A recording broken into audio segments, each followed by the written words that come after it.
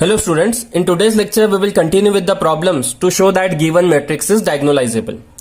Previous lecture में भी हमने similar problems solve किए, लेकिन वहां पर डायरेक्टली हमको मैट्रिक्स डायगोनलाइजेबल मिला बिकॉज आइगन वैल्यूज डिस्टिंक्ट थे या डिफरेंट थे, वैल्यूज रिपीट नहीं हो रही थी. Now we will consider problems here where eigen values will be repeating. Then how to show that it is diagonalizable? Okay, so for that we will discuss this algebraic and geometric multiplicity. So algebraic multiplicity is number of times any eigenvalue is repeating. तो अगर eigen value repeat हो रहा है तो जितने बार repeat होगा उतना उसका अल्जेब्रिक मल्टीप्लिसिटी. और ज्योमेट्रिक मल्टीप्लिसिटी तो हम शुरू से डिस्कस ही कर रहे हैं. आइगन वेक्टर्स हम फाइंड करते हैं जहां पर आइगन वैल्यूज रिपीट हो रहा है. तो कितने आइगन वेक्टर्स मिलते हैं हमको? Number of linearly independent solution, that is geometric multiplicity. Number of unknowns minus rank of matrix. So 3x3 matrix के लिए आप ऑर्डर भी ले सकते हो यहां पे. सो 3 माइनस आर, और 2x2 मैट्रिक्स के लिए 2 minus R. Okay, so rank हमको फाइंड करना होगा मैट्रिक्स का. Okay, now when this matrix will be diagonalizable if this condition is satisfied. If algebraic multiplicity of each eigenvalue is same as its geometric multiplicity, then such matrix is diagonalizable. तो इसको हम second definition treat कर लेते हैं. Matrix diagonalizable कब होगा? अगर eigen values distinct है, वो फर्स्ट केस हो गया. लेकिन आइगन वैल्यूज रिपीट हो रही है तो मैट्रिक्स डायगोनलाइजेबल कब होगा? If algebraic multiplicity of each of its eigen value is same as its geometric multiplicity. तो सारी आइगन वैल्यूज के लिए एम इक्वल टू जीएम हमको मिलना चाहिए, then only matrix will be diagonalizable. Okay, so such problems are very important here when where eigen values will be repeating. Let us consider such questions. Question is, show that the 3x3 matrix having elements 2 1 0, second column is 1 2 0 and third column is 1 1 1 is diagonalizable. Hence find transforming matrix and diagonal matrix. Okay, so this is the given question. हमको इसको diagonalisable show करना है और फिर transforming matrix और diagonal matrix find करना है. तो डायगोनल मैट्रिक्स तो एज बिफोर है मैट्रिक्स ऑफ आइगन वैल्यूज, और ट्रांसफॉर्मिंग मैट्रिक्स है मैट्रिक्स ऑफ आइगन वेक्टर्स. लेकिन कब? जब वो डायगोनलाइजेबल हो जाएगा. तो पहले शो करना है डायगोनलाइजेबल, तो उसके लिए आइगन वैल्यूज फाइंड करेंगे. अगर आइगन वैल्यूज डिस्टिंक्ट है so we are through, we can directly say that matrix is diagonalizable. लेकिन अगर आइगन वैल्यूज रिपीट हो रहे हैं तो फिर हमको एम और जीएम चेक करना होगा. Okay, so let us do that. Try to find the eigenvalues. So the characteristic equation, you can recall that to find eigenvalues we need to solve the characteristic equation, that is a minus lambda I under determinant equal to 0. Okay, so subtracting lambda from diagonal elements, it is 2 minus lambda 1 0, then 1 again 2 minus lambda 0, and last is 1 1 1 minus lambda is equal to 0. Okay, so as before we don't have to find the determinant, we will just use the formula. Formula is lambda cube minus lambda square into sum of diagonal elements. So diagonal elements का sum, और it is called as trace of matrix. So sum of diagonal elements. Then alternate sign plus lambda. Order हमने decrease किया है, पहले lambda cube फिर lambda square फिर lambda. अब यहां पे कोएफिशिएंट है सम ऑफ माइनर्स ऑफ, तो हमको माइनर्स फाइंड करना है डायगोनल एलिमेंट्स के. सिर्फ सबके माइनर्स नहीं फाइंड करना है, सिर्फ डायगोनल एलिमेंट्स के. और लास्ट वैल्यू है determinant of A is equal to 0. और आप देख सकते हो फॉर्मूले में अल्टरनेट साइन है plus minus plus minus. Okay, so instead of solving this determinant which is not easy to solve, we can use this formula to find the characteristic equation. So it is here lambda cube minus lambda square. Diagonal elements है 2 2 1, so trace हो गया 2 plus 2 plus 1, there sum. Then sum of minors of diagonal element, तो 1 by 1 हर diagonal element का minor find करना है. तो आपको पता है आपको जिस एलिमेंट का भी माइनर फाइंड करना है, आप वो रो और कॉलम हाइट करोगे जहां पर वो एलिमेंट प्रेजेंट है, और फिर रिमेनिंग मैट्रिक्स का डिटर्मिनेंट. सो 2 का माइनर फाइंड करना है फर्स्ट डायगोनल एलिमेंट, तो हम हाइट करेंगे first row first column. Remaining is this 2/2 matrix, उसका डिटर्मिनेंट हो गया 2 minus 0, that is 2. Then hiding second row second column, so you will get here again 2 minus 0, so again 2. and then hiding third row, third column will gives you 4 minus 1, that is 3. Now find determinant of this matrix. So determinant of this matrix is again 3. Answer is 0. So use calci and find determinant.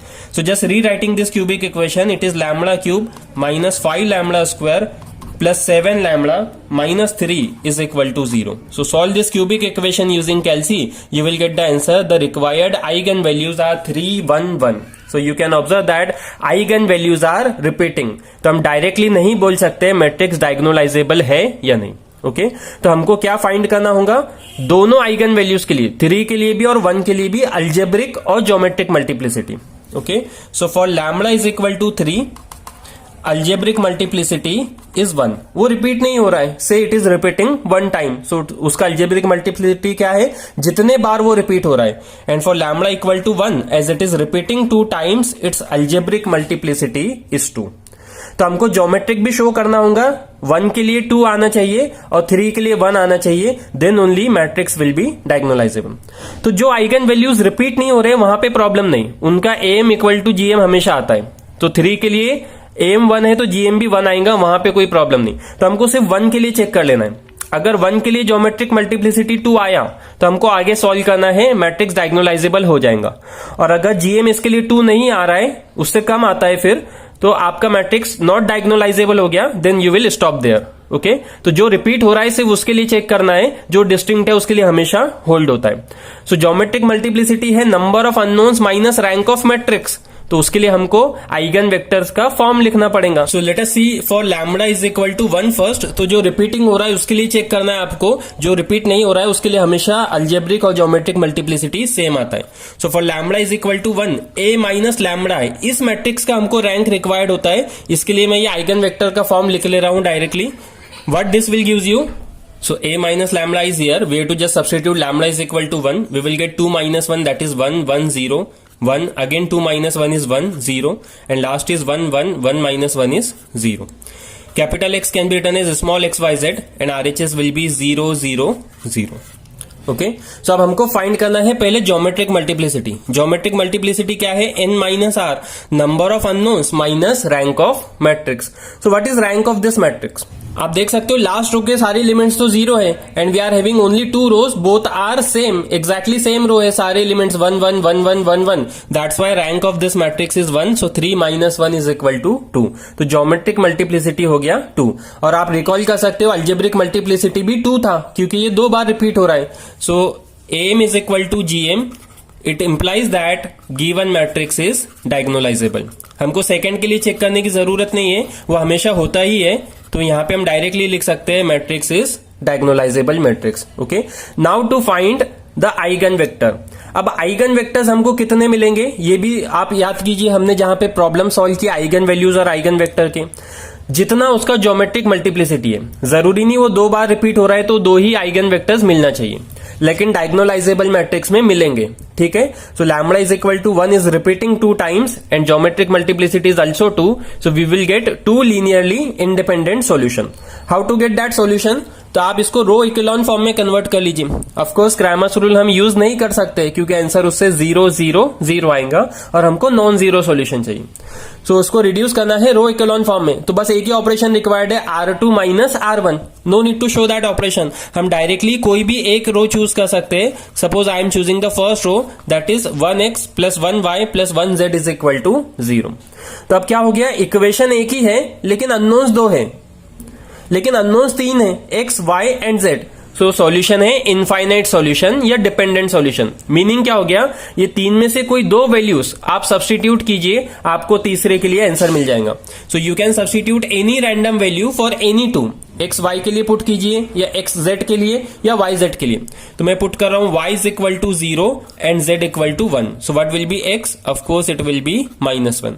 And similarly substituting it one more time, क्योंकि 2 linearly independent solution मिल रहे हैं, वापस से आप कोई भी random value put कर सकते हैं. मैं इन्हीं को स्वैप कर रहा हूं. Now y is equal to 1 and z equal to 0 will gives you again same answer for x, that is -1. So eigen vectors are x1, x, y and z, and second is again x, y and z. So these are the eigen vectors corresponding to lambda is equal to 1. अब हम transforming matrix find कर रहे हैं. So second है हमको lambda is equal to 3 के लिए भी सॉल्व करना है.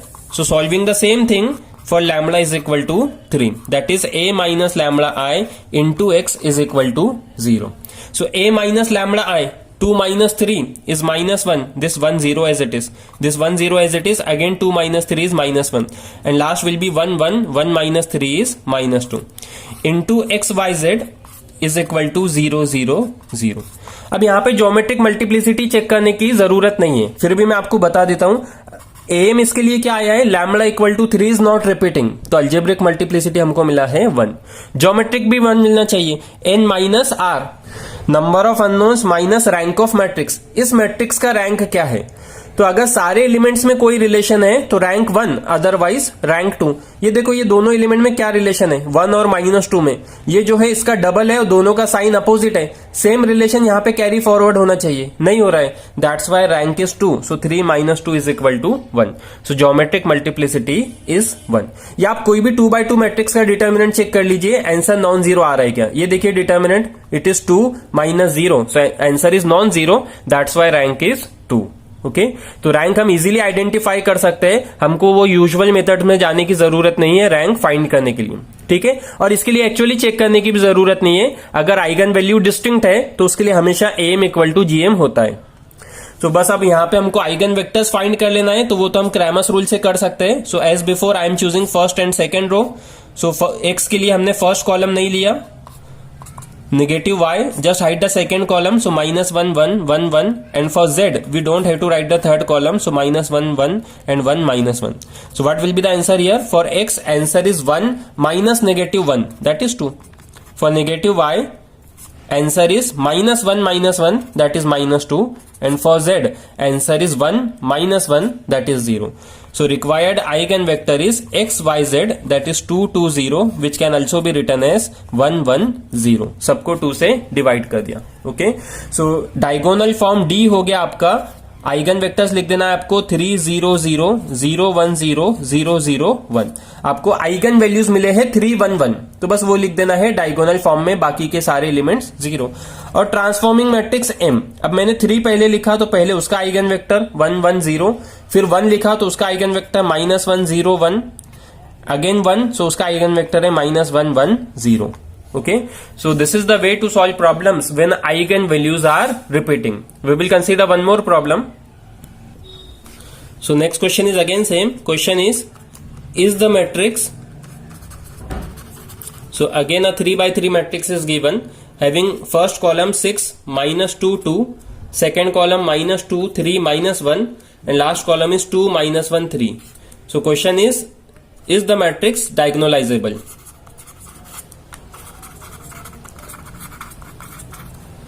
If yes, we have to find transforming matrix and diagonal form. So that I am not writing here, but generally question will be involving that thing also. तो 6 या 8 marks का question आता है. ओके, तो हमको अगर डायगोनलाइजेबल है तो ट्रांसफॉर्मिंग मैट्रिक्स और डायगोनल फॉर्म भी फाइंड करना है. Okay, so let us do that. Start with finding the eigen values. For that we need to solve the characteristic equation. So characteristic equation is determinant of a minus lambda I is equal to 0. Okay, now it is 6 minus lambda minus 2 2, then -2 3 minus lambda -1, and 2 -1 3 minus lambda. तो क्या किया, बस lambda को subtract किया diagonal element से. Okay, now instead of finding determinant we will go for the formula. So I am writing the formula directly now. Lambda cube minus lambda square, और इसका coefficient है sum of diagonal elements. Diagonal elements का sum 6 + 3 + 3. The next is plus lambda. Now sum of minors of diagonal element. So hide first row first column.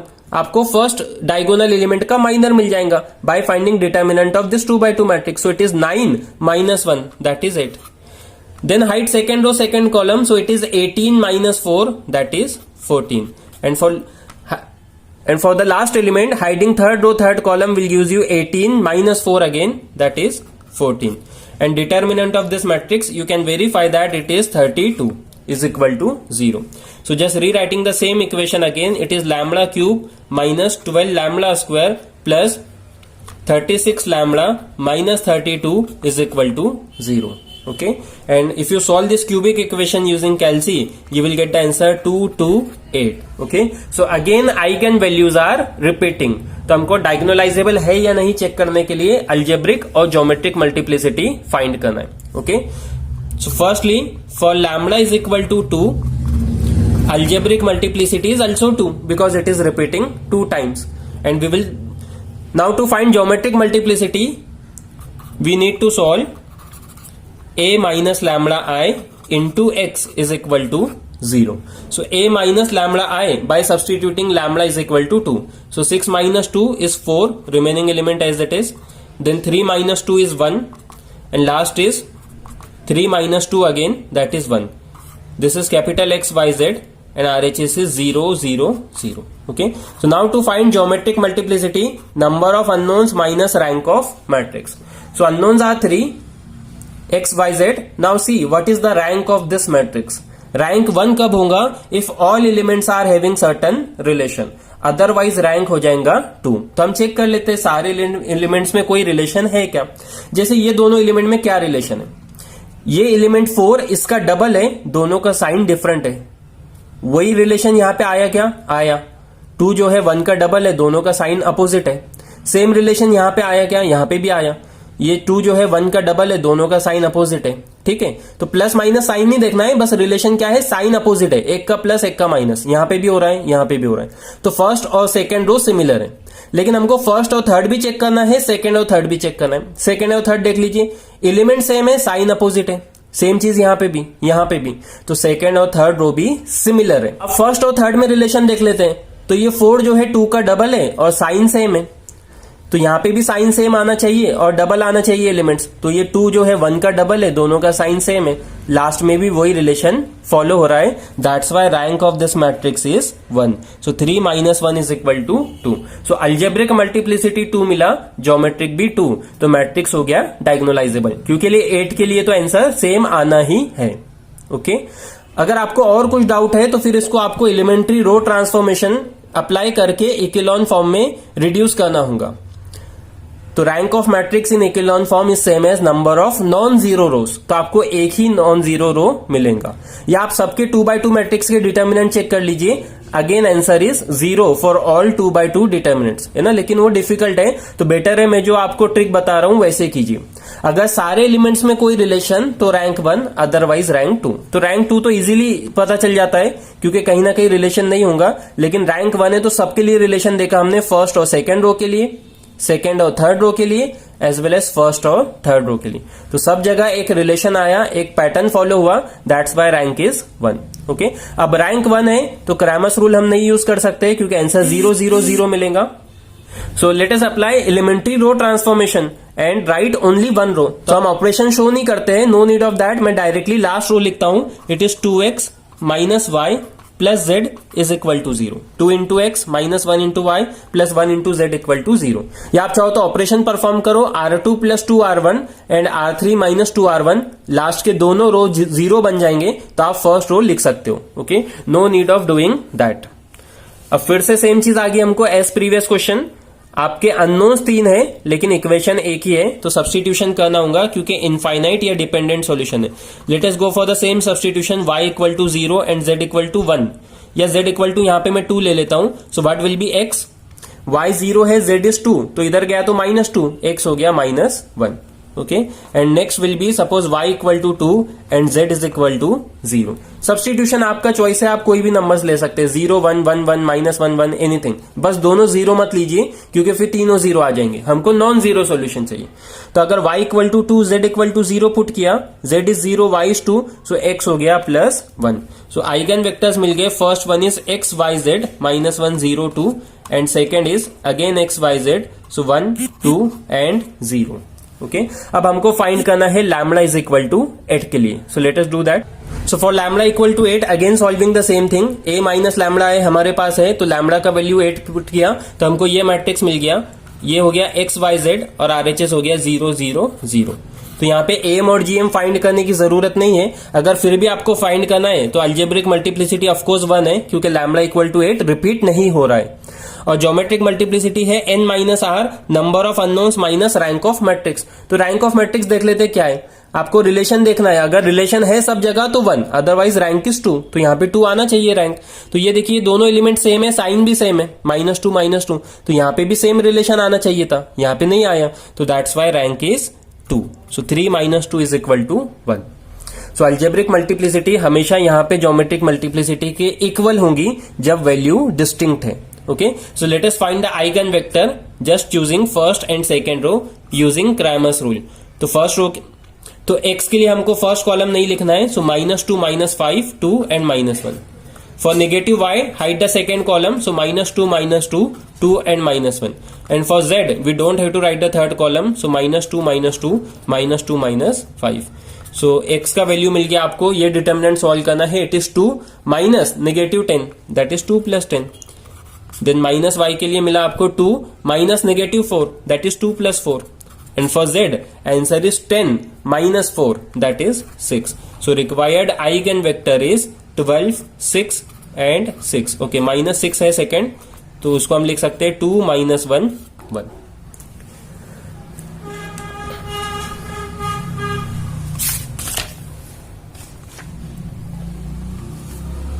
Okay, तो हमने AM equal to GM show कर दिया, so matrix is diagonalizable.